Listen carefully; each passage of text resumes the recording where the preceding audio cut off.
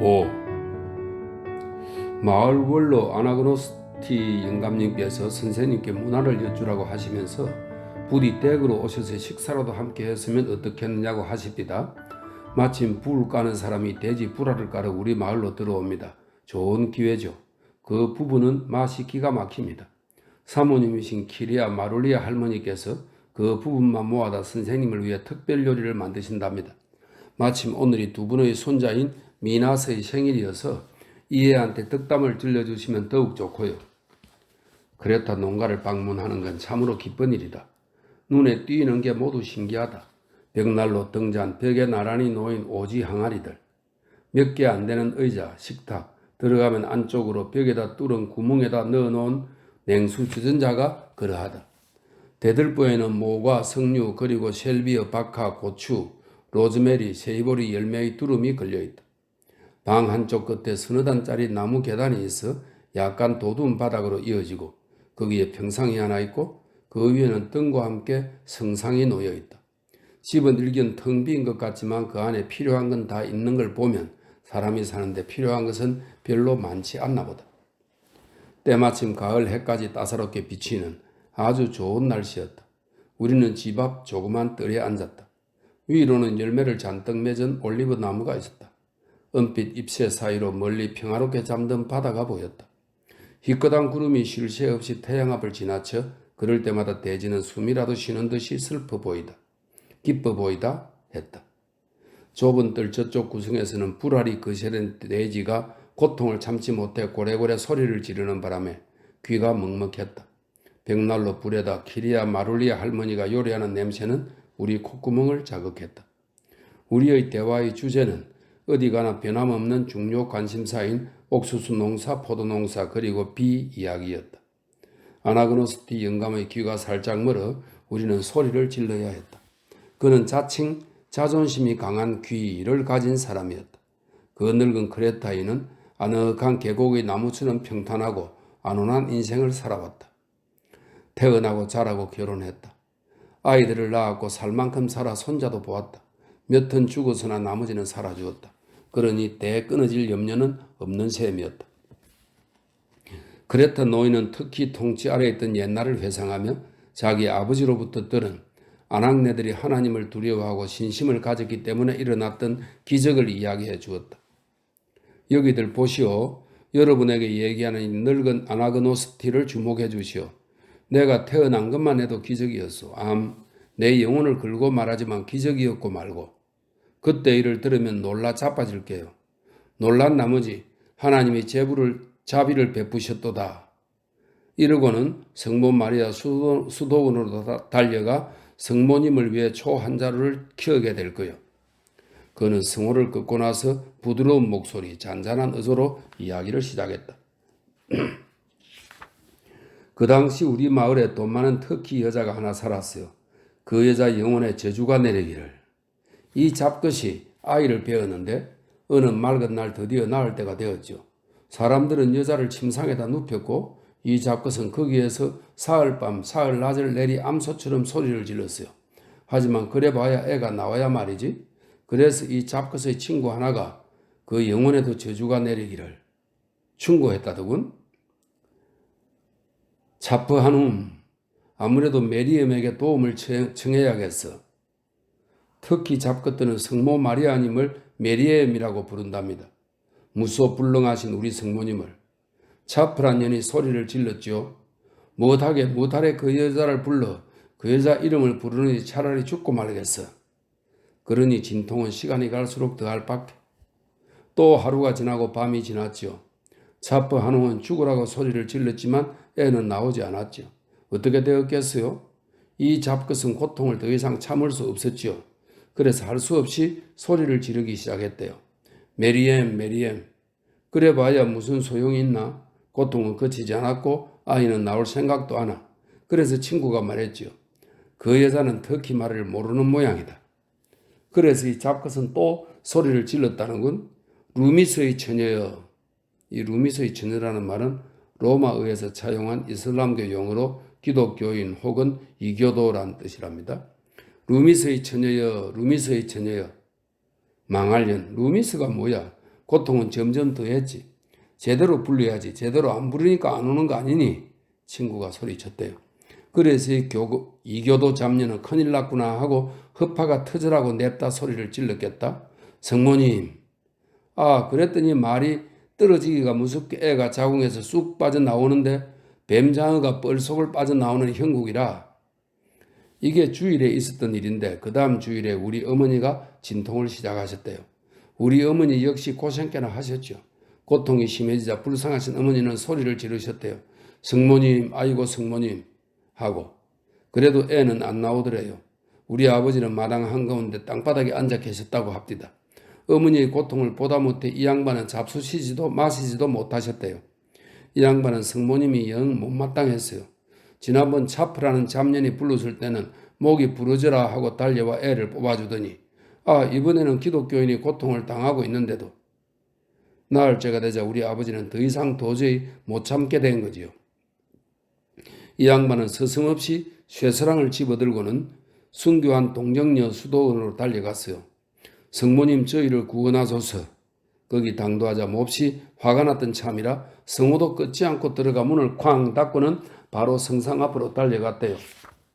그러고는 냅다 소리를 질렀다나요? 이것 봐요 성모님. 내 안에 크리니오 있죠? 알죠? 모를 리가 없으시겠지. 주일마다 기름을 가져다 당신의 등잔에다 불을 밝히니까. 내 아내가 사흘 낮 동안 당신을 불러왔어요. 들리지 않소? 들리지 않는다면 귀머거리인 게지. 내 아내가 터키의 잡년 차프 같은 깔보였다면 목이 부러져라 하고 달려와 죽었겠죠? 하지만 내 아내 크리니오는 겨우 기독교인일 뿐이니까 당신은 귀머거리가 되어서는 내 아내 소리는 못 듣는 거 아니요. 이봐요. 당신이 성모님 아니었더라면 이 쇠사랑으로 버릇을 단단히 가르쳐 주었을게요. 그러고는 더 이상 소동을 부리지도 성상에 절도하지 않은 채 돌아서서 나오려고 했대요. 그런데 바로 그때 전지전능하시도다 우리 주님 성상에서 부서지는 듯한 소리가 나더랍니다. 모르신다면 내가 일러주리다만 성상은 기적을 일으킬 때마다 그런 소리를 낸대요. 우리 아버지는 아차 싶었답니다. 그래서 이 양반 잽싸게 돌아서서 덜뿌덕 무릎을 꿇고 성호를 그었대요. 그러고는 소리쳤답니다. 아이고 성모님 죽을 죄를 지었습니다. 하지 말아야 할 욕을 너무 했습니다. 못 들은 척 해주십시오. 마을로 돌아오자마자 이 양반은 좋은 소식을 들었답니다. 코스탄디 아이가 만수무강하기를 자네 마누라가 아들을 낳았다네. 그렇게 태어난 아이가 바로 나 여기 있는 아나그노스티 영감이었다. 하지만 나는 태어나면서부터 청력이 약했어요. 우리 아버지가 성모님을 귀머거리라고 소리쳐 독신죄를 범했거든. 성모님은 이랬었을 겁니다. 그러시오? 두고 봐라. 네 새끼를 귀머거리로 만들어 신성을 모독한 버릇을 고쳐주고 말 테니. 아나그노스티 영감은 또 성호를 걷고는 말을 이었다. 하지만 그만하기 다행이지. 하나님을 찬양하리로다. 성모님은 날 장님이나 바보나 아니면 곱추나 아니면 아이고 전능하신 하나님 저희들을 구구 살피소서 여자로 만들어 버리셨을 수도 있지. 그러니 이건 아무것도 아니야. 다만 그분의 은총 앞에 머리를 숙일 뿐이야. 그는 잔을 채우고는 그 잔을 쳐들었다. 성모님께서 오래오래 저희들을 도와주소서. 아나그노스티 영감님의 만수무강을 위해 백수하셔서 고손자까지 보시기를. 영감은 포도주를 단숨에 틀어놓고 수염을 닦았다. 그러고는 나지막한 소리로 말했다. 아니라네. 그건 욕심이에요. 나는 이미 손자를 보았어. 그걸로 좋게. 욕심은 부리지 않아야 해요. 갈 때가 되었어. 나는 늙었고 아랫배는 껍데기만 남아서 물론 마음이야 굴뚝 같지만 이젠 씨앗을 뿌려 새끼를 거둘 수가 없어. 그러니 더 살아 뭘 하겠나. 그는 잔을 다시 채우고는 허리춤에서 월계수 잎에 산 호두와 말린 무화과를 꺼내어 우리들에게 나누어 주었다.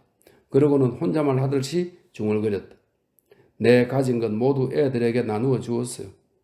우리는 가난뱅이가 된 거예요. 그렇지만 불평은 안 해. 필요한 건 하나님께서 다 가지고 계시니까. 암요. 필요한 건 하나님이 다 가지고 계시겠지요. 조로바가 영감의 귀에다 입술을 대고 소리를 질렀다. 하나님이 가지고 계시지 우리가 가지고 있는 건 아니잖아요. 그 늙은 자린고비가 글쎄 우리에겐 아무것도 주지 않았다고요. 그러자 촌 영감은 눈사이를 찌푸리고는 조르바를 호되게 꾸짖었다. 이 양반 하나님을 탓하지 마소. 그 불쌍한 늙은이가 우리만 믿고 있는 걸 아시면서 그러네. 그때 아나그노스티 할머니가 조용히 그 소문난 진미 요리 접시와 포도주를 가득 채운 큼직한 병을 들고 왔다. 할머니는 식탁 위에 그걸 놓고는 손을 모으고 선 채 눈을 내리 깔았다. 나는 그런 오르데 버르를 먹어야 한다는데 구역질이 났으나 거절할 용기가 없었다. 졸업하는 눈동자를 눈 가장자리에다 모으고 나를 흙에 보며 내 꼴을 즐기고 있다가 못이라도 박는 듯한 단호한 어조로 속삭였다. 젊은 두목, 이건 두목 팔자에 맛볼 수 있는 최상의 요리라고요. 그러니까 메스꺼워 죽겠다는 얼굴은 하지 마시라고요. 아나그노스티 영감이 피식 웃었다. 맞아요. 최상의 요리고 말고 어디 들어보면 아실 거예요. 입안에서 사르르 녹는다니까. 게오르기오스 왕자께서 저 산 위에 있는 수도원을 찾으셨을 때 수도사들이 저하의 수라상을 차렸답니다. 이들은 다른 사람에겐 고기를 대접하고 왕자께만은 죽 한 접시만 올렸지요. 왕자는 숟가락으로 국을 휘휘 적기 시작했대요. 그러면서 묻더래요. 이게 무엇인가요? 콩죽인가요? 흰 강낭콩죽인가요? 늙은 수도 원장 왈, 드십시오. 저하. 드신 다음에 말씀드리겠습니다. 왕자는 한 술, 두 술, 세 술, 이었고 접시를 비우고는 입술을 핥더랍니다. 왕자 왈, 이 맛있는 요리는 무엇인가요? 기가 막힌 콩죽이네요. 흡사 뇌술을 끓인 것 같잖아요. 수도 원장 웃으면서 대답하여 가로되 콩죽이 아닙니다. 저하. 콩이 아닙니다. 마을 숲탁을 모조리 거시한 것입니다. 요컨대 왕자에게나 어울리는 요리다 이 말이요. 그는 한 차례 끌끌 웃고는 포크로 요리를 집어들고 내게 명령했다. 자, 입을 벌리시오. 내가 입을 벌리자 그가 고기를 내 입에다 찔러 넣었다. 그가 다시 잔을 채웠다. 우리는 영감 손자의 건강을 위해 건배했다. 아나그노스티 영감의 눈길이 빛났다. 아나그노스티 어르신, 손자가 장차 무엇이 되었으면 하십니까? 말씀해 보십시오. 그래야 우리가 복을 빌지요. 내가 물었다. 글쎄 무엇이 되면 좋을까요? 그렇지. 올바른 길을 가고 훌륭하게 자라 가장이 되고 역시 결혼해서 아들과 손자를 보는 것이지요. 그의 아들이 내 나이에 이르렀을 때 마을 사람들이 이르게 꼭 아나그노스티 영감 같지 않나? 하나님께서 영감의 영혼에 축복하시기를. 참 좋은 영감이었지? 이러면 좋지 않겠어요? 그런데 마룰리아 포도주 더 채우다 줘. 그는 안에 조금 보지도 않고 소리를 질렀다. 바로 그때 공터로 등하는 문이 돼지의 일개가 활짝 열렸다. 돼지는 꽥꽥거리면서 뜰로 뛰어나왔다. 얼마나 아플고 불쌍한 것. 조르바가 불쌍하다는 듯이 말했다. 물론 아프겠지. 가는 기 먹은 노인이 어찌 알아들었는지 웃으며 조르바에게 말했다. 당신 그걸 깠다고 생각해 보소. 얼마나 아프겠는가. 조르베가 앵마기를 하려고 자기가 앉은 나무 의자를 더듬었다. 당신 혓불이나 확 뽑으라고 그래. 빌어먹을 놈의 기머거리 영감쟁이. 조르바가 질색하면서 중얼거렸다. 돼지가 우리 앞까지 뛰어나와 잔뜩 부어 우리를 노려보았다. 이 물건이 우리가 그걸 먹고 있는 것까지 알고 있는 모양이야. 마신 포도주로 기분이 오를 대로 오른 아나그노스티 영감의 말이었다. 그러나 우리는 식인종처럼 조용히 그리고 만족스럽게 그 진미를 먹고 붉은 포도주를 마시면서 석양의 분홍빛으로 변한 바다를 은빛 올리브 가지 사이로 바라보았다. 어두워질 무렵 우리는 노인의 집을 나섰다. 조르바도 술기로 근하해져 말이 하고 싶은 모양이었다. 두목, 그저께 우리 무슨 이야기를 했지요? 당신은 사람들의 눈을 뜨게 해주고 싶다고 했지요? 맞아요. 그 얘기를 했지요. 그러니까 아나그노스티 영감을 위해 그 영감 눈이나 뜨게 하지 그러시오? 그 영감 마누라가 영감 앞에서 하는지 봤지요? 국을 하는 개처럼 얌전하게 명령을 기다리고 서 있는 꼴. 가서 가르쳐 주시지 그러시오. 여자도 남자와 동등하다. 불알 까인 돼지가 소리를 지르며 길길이 뛰고 있는 앞에서 불알을 술안주로 삼는 건 잔인하다. 하나님은 모든 것을 다 가지고 있는데 굶어 죽으면서 하나님께 감사하는 건 미친 짓이다. 이렇게 말이오. 당신의 그 엉터리 설교를 들어서 저 불쌍한 악마 아나그노스티에게 득될 게 뭐 있겠소? 그 영감한테 골칫거리만 안길 뿐이에요. 아나그노스 때 할마시는 또 어떻고요? 괜히 기름더미를 불에다 던지는 격이죠. 부부싸움이 벌어지고 암탉은 외람되이 숙탁 노릇을 하려 들 거고 한바탕 붙어 깃을 깨나 날리겠지요. 두목, 사람들 좀 그대로 놔둬요. 그 사람들 눈뜨게 해주려고 하지 말아요. 그래, 눈을 띄워 놓는다고 칩시다. 뭘 보겠어요? 자기들 비참한 체지밖에 더 봐요. 두목, 눈 감은 놈은 감은 대로 놔둬요. 꿈꾸게 내버려 두란 말이에요. 그는 말하다 말고 머리를 긁었다. 생각이 안 풀리는 모양이었다. 만일에 말이죠. 만일이라니 뭐요? 들어봅시다. 만에 하나 그 사람들이 눈을 떴을 때 당신이 지금의 암흑 세계보다 더 나은 세계를 보여줄 수만 있다면 또 모르겠어. 보여줄 수 있어요? 나는 알지 못했다. 나는 타파해야 할 것이 무엇인가는 잘 알고 있었다. 그러나 그 폐허에 무엇을 세워야 하는지 그것을 나는 알지 못했다. 나는 생각했다. 어렴풋에나마 그것을 알고 있는 사람은 아무도 없다. 우리의 낡은 세계는 구체적이고 견고하다. 우리는 그 세계를 살며 순간순간 그 세계와 싸운다. 실제하는 세계다.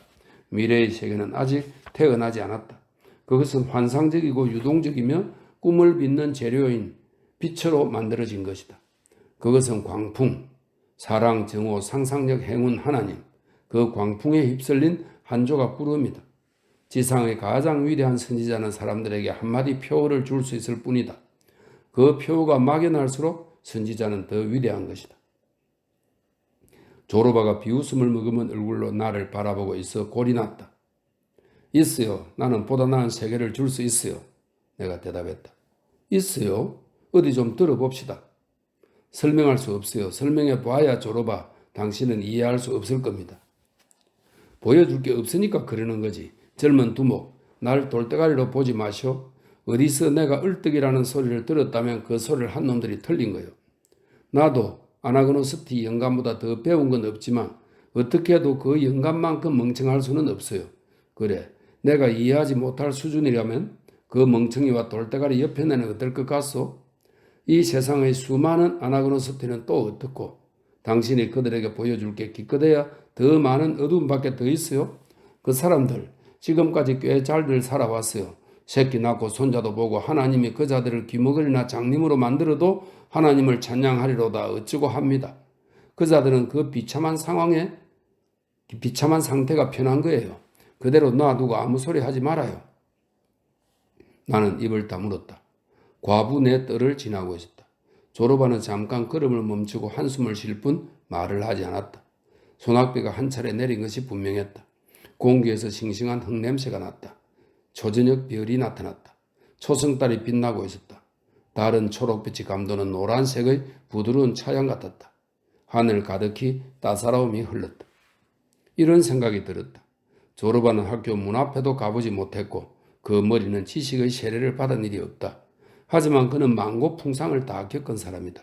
그래서 그 마음은 열려있고 가슴은 원시적인 배짱을 고스란히 품은 채 잔뜩 부풀어 있다. 우리가 복잡하고 난해하다고 생각하는 문제를 조르바는 칼로 자르듯 알렉산드로스 대왕이 고로디아스의 매듭을 자르듯이 풀어낸다. 온몸의 체중을 실어 두 발로 대지에 단단히 뿌리박고 선 이 조르바의 겨냥이 빗나갈 리 없다. 아프리카인들이 왜 뱀을 섬기는가?